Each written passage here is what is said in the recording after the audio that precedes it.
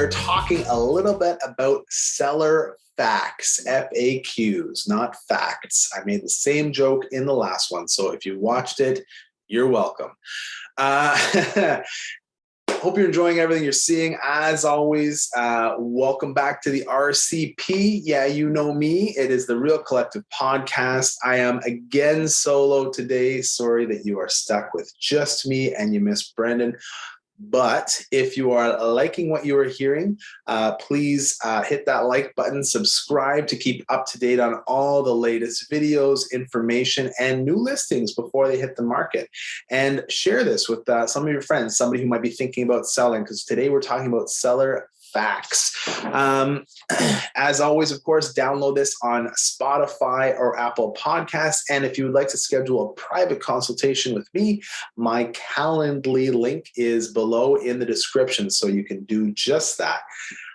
So we'll skip the witty banter between Brendan and I because it is just me today, and we will talk about some of the seller FAQs. These are pulled from our website, realcollective.ca. You can head over and have a look at them. The first FAQ that we're looking at today is what makes Real Collective stand out. And there is a pre-printed clause or a pre-printed answer on the website. And I think what makes us really stand out, I won't reference the pre-printed answer, is our humanness. I think the fact that as agents, we understand that our clients are going to be going through an emotional experience. And I think that what we do differently than a lot of other agents is allow our clients to have that emotional experience as they move through the selling process. It is hard. If you've been in a home, you've raised your family in that home for years and years and years, there is a really hard emotional piece. When we left our house, we were there for 10 years and we were crying on the way out, right? It is a big deal. There's a lot of feelings and emotions and reliving that's attached to that space. And I think that a lot of, maybe not a lot of, but certainly some agents are more focused on the deal, the transaction, the numbers of it all. And I think that's where we stand out, as we allow people to have that emotional experience. Notwithstanding all of that, we are, industry professionals. We ensure that, the service level that you're going to receive as you go through this process is prestigious, and that the results are, really, like, we pride ourselves in our results. We're typically selling houses for more than we should be selling them. And we pride ourselves on that. We personalize your approach based on what your needs are. So, we don't have a one size fits all process to every home. It is more of a, get ready for it, bespoke experience for our clients. I don't think I've ever used that word in a sentence. In reality, but nothing really is cookie cutter here. Okay, the next question on the website here: what does RC charge? RC standing for Real Collective, as you know, charge for listing a home.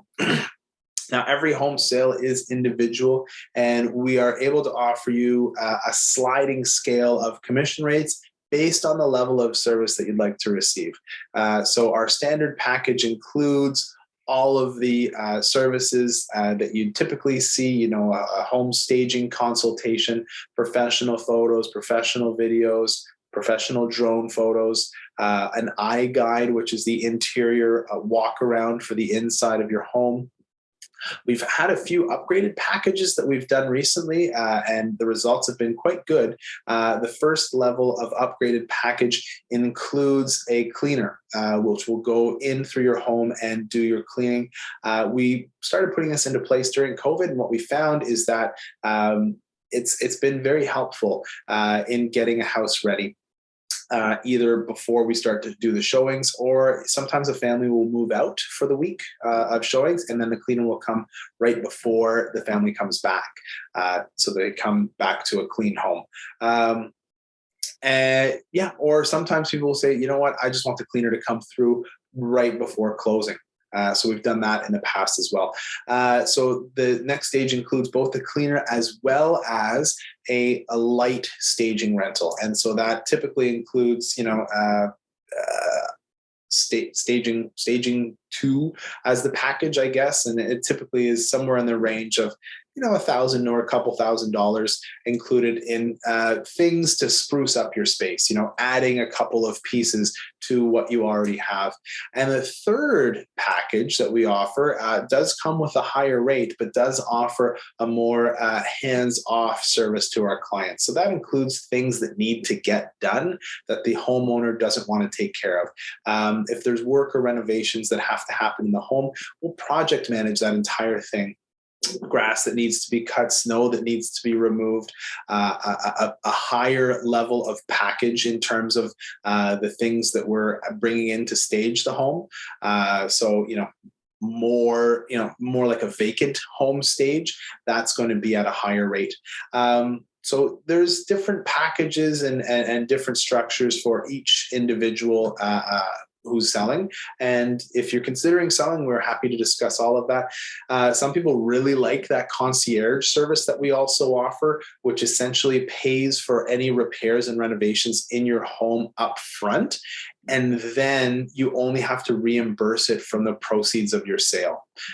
So that's for a lot of people, if cash flow is a bit of an issue, that really helps alleviate any concerns or fears about, man, I really wish I could paint my house, but I don't have an extra $7,000 or $10,000, or I'd really like to replace my roof, but gosh, it's going to cost a lot of money to do that, and I don't have that extra money floating around. So that is a new concierge service that we are offering to our clients that goes along with our top tier package.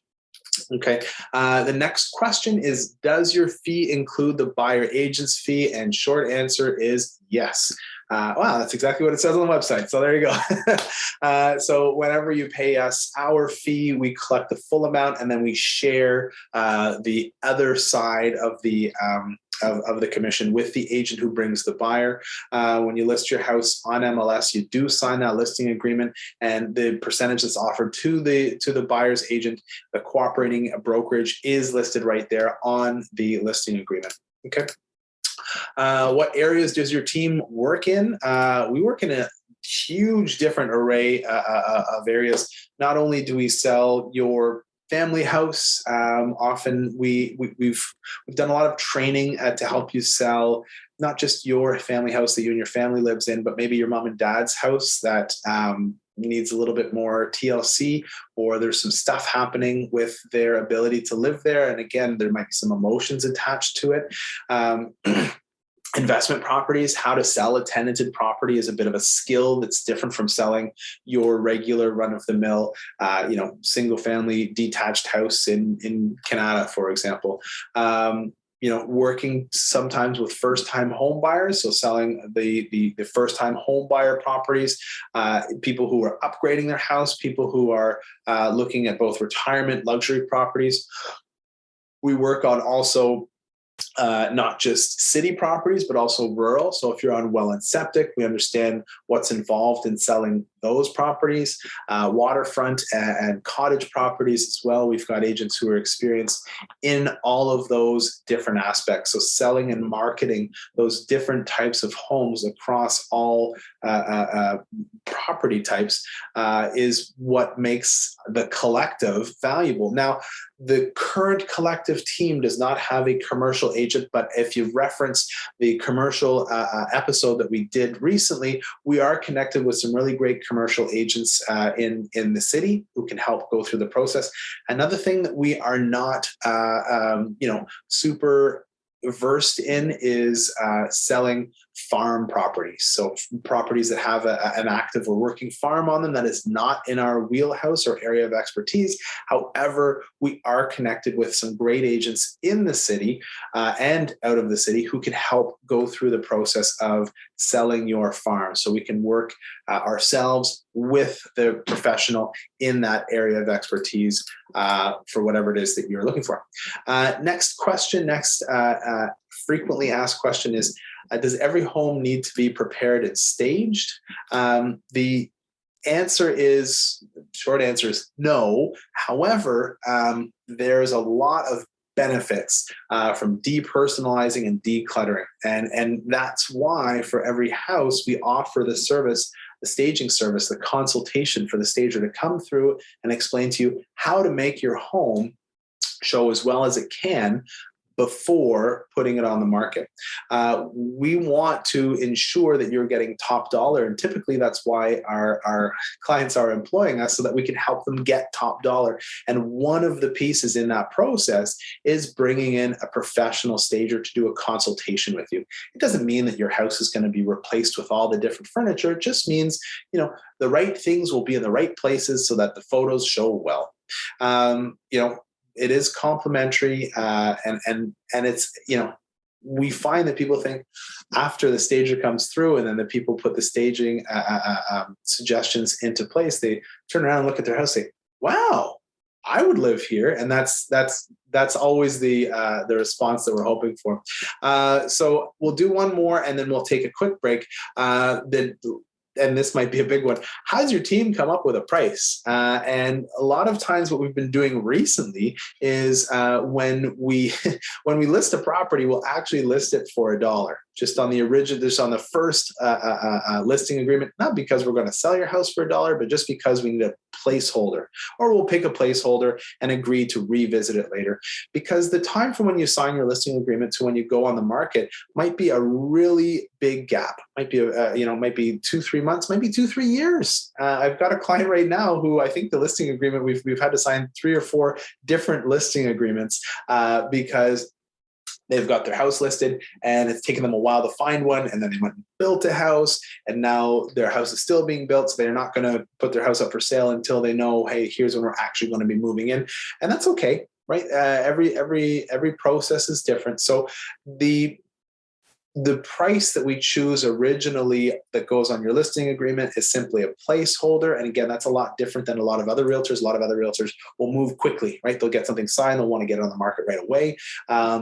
Not necessarily the case. So that's something we can, but we want to do it right so that you can net top dollar, right?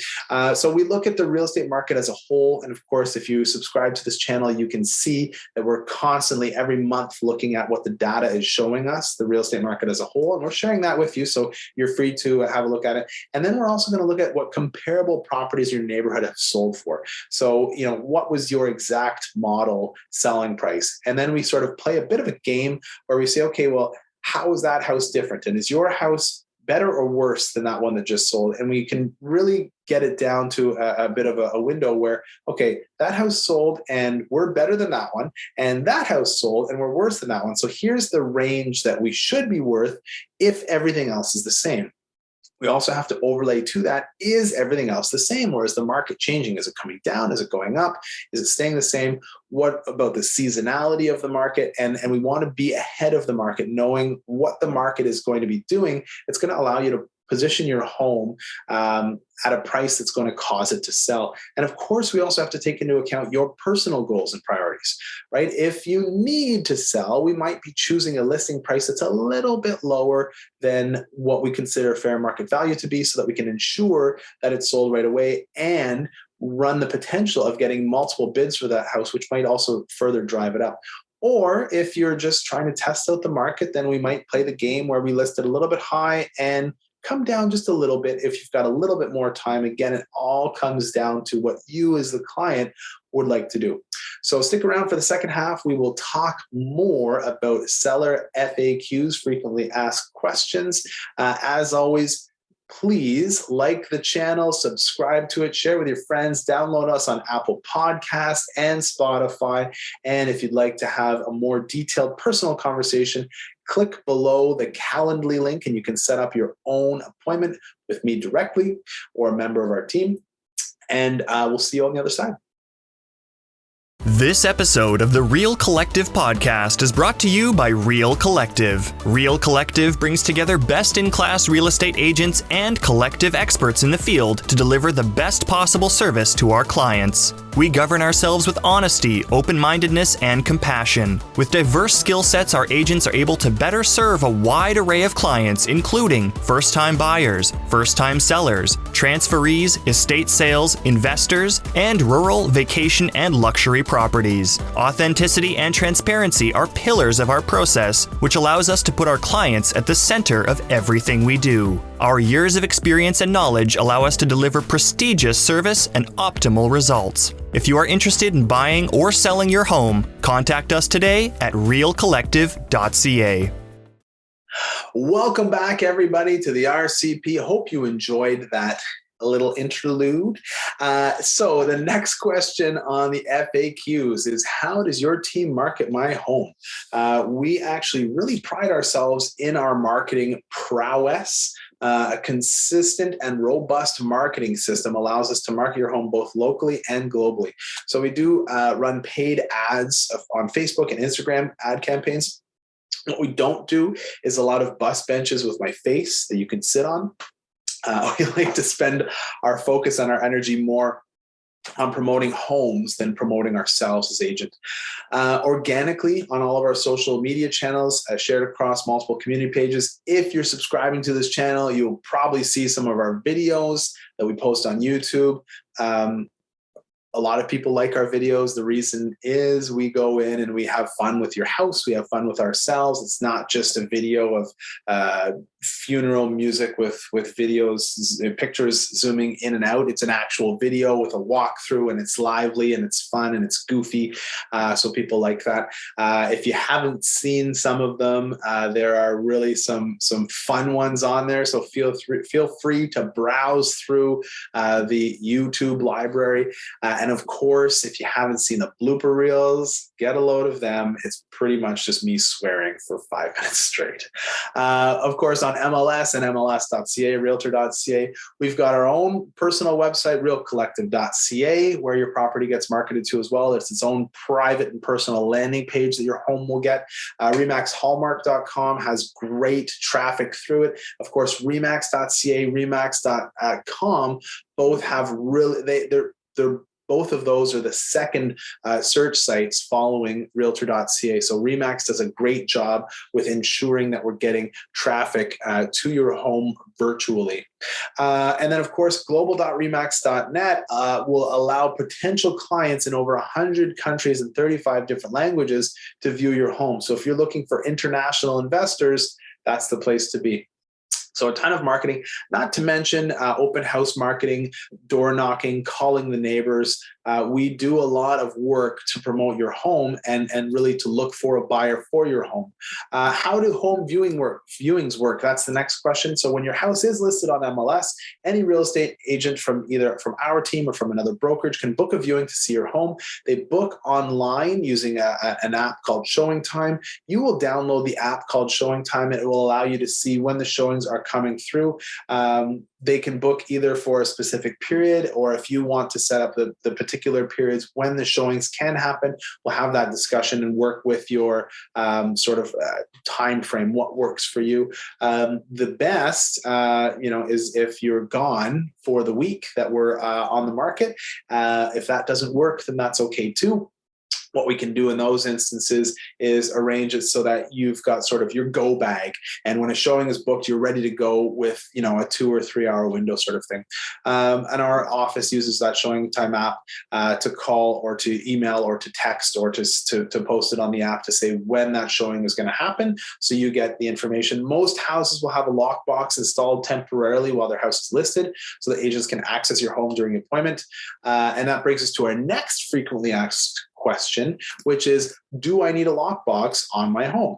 Of course, you do not need a lockbox on your home. It makes it easier for all parties with one. The lockboxes that we typically use are called iBoxes, and what they allow us to do is to track every time the lockbox is opened and which realtor opened the lockbox. So it's not just a code. It's not like some of the old style lockboxes make me think of escape rooms. It's pretty high tech. The only way to be able to open the lockbox is to be a registered realtor with the Ottawa Real Estate Board, not the Toronto Real Estate Board, not somewhere else. Only Ottawa Real Estate Board members are able to use what's called the Supra iBox. Supra is the company who makes them, and it's all done by Bluetooth wireless. And so the agent will be able to use their phone with the app updated. And obviously, if they're not a current card carrying member, they will not be able to get in your home. And as the agent who has put the lockbox on your home will be able to track when it's opened and when it's closed. So theoretically, when it's open is when the key is taken out, and when it's closed is when the key is put back. So it's a pretty solid system there. The other question that we get sometimes is, should I let someone view my house without an appointment? And the answer is no. Do not let somebody in without a scheduled appointment. We want to keep a record of everybody who's been through or entered your house for a showing, and that confirms who their realtor is and that they're not just a random stranger. If a random stranger shows up and would like to see your home, point at the for sale sign in the front and say, hey, that's my realtor. If you'd like to schedule a showing, don't just walk up and knock on my door. Call that guy or girl, and we'll schedule something for them. Okay. Next question, do you review the offers with me? Yes, of course. Your listing agent, your Real Collective listing agent, will go through any offers that you receive in detail. If it's a multiple offer situation, we're going to advise you about the pros and the cons of each offer, what considerations should be made when you're selecting the right offer for you and your family. Of course, reviewing those offers with you is a big part of the work that we do. Can the team represent both the buyer and the seller? We do have agents who specialize, of course, in each end of the particular transaction. A buyer agent and a seller agent can be two different people on our team. Most of the agents who are on the team are able to both represent buyers and sellers. However, we do have some that focus more on working with sellers and some that focus more on working with buyers. If we are in a situation where the buyer for your home is being represented by one of the agents on our team, we will set up a metaphorical wall between those two parties, between the clients and the agents, so we don't run into the potential for any conflicts of interest. Your agent will always represent your best interest, and the other agent will represent the interest of the client. Now, the real conundrum here comes into a multiple representation situation is achieved when the buyer and the seller are both represented by the same brokerage. Well, our brokerage employs, I think, somewhere between 400 or 500 agents in the city of Ottawa. And get this, there's only about 3,500 of us now. So that's about 1 in 7 realtors works with RE/MAX Hallmark. And of course, because RE/MAX is a higher producing company, the chances are that you might be in a multiple representation situation with another agent who's within our brokerage umbrella.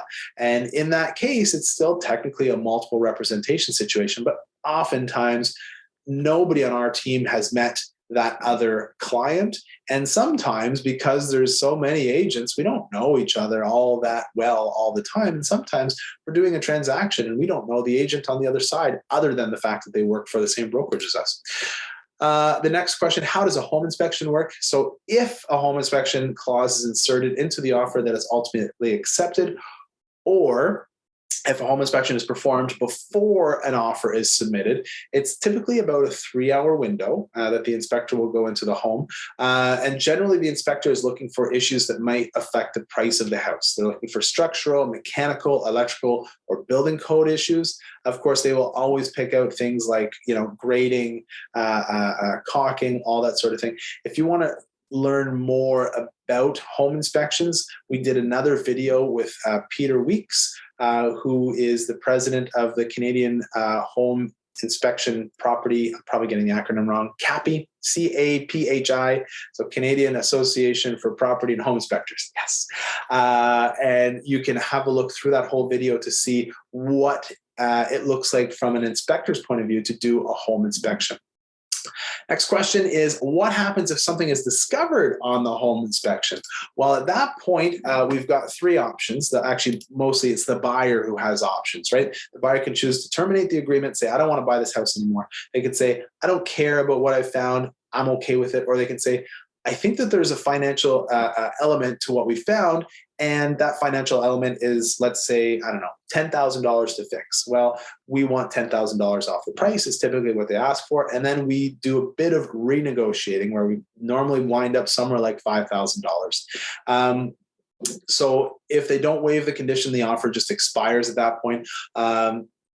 But if the buyer wants the house, they'll figure out a way to do it. And that's where your agents will come in and will find a way to move forward. Again, if the parties can't agree on something, then, the transaction will become null and void. We'll have to go back to the market, and we will have to disclose the defect that was learned through that home inspection, because now we know about it. So whenever we know something and we're selling, we do have to disclose that to the next buyer. The next question is, when does the sale go firm? The sale does go firm after all the conditions are waived/removed. Obviously, if an offer is presented without any conditions in it and they just have clauses, then that is a firm sale that's accepted by the seller. The firm sale also means the property is officially sold. So it's done. You can take that for sale sign and flip it around and make it say sold, and pop a bottle. So those were all the questions that we had to cover for seller FAQs. I hope that you enjoyed listening to my soothing voice, or watching my very reactive face as I was talking, constantly smiling. As always, feel free to download us on your favorite podcatcher, whether it's Apple or Spotify. If there's another podcast way that you consume podcast content, write it down in the description below, and we'll see if we can add it to that as well. If you're watching this on YouTube, of course, you can click the link in the description below for Calendly to schedule a direct appointment. And down in the link will be a few of the other podcasts that I've referenced here that we've covered some past stuff. As always, please like this video, subscribe to the channel, and share this with any of your friends who are considering selling their home. And until the next one, keep it real, collective.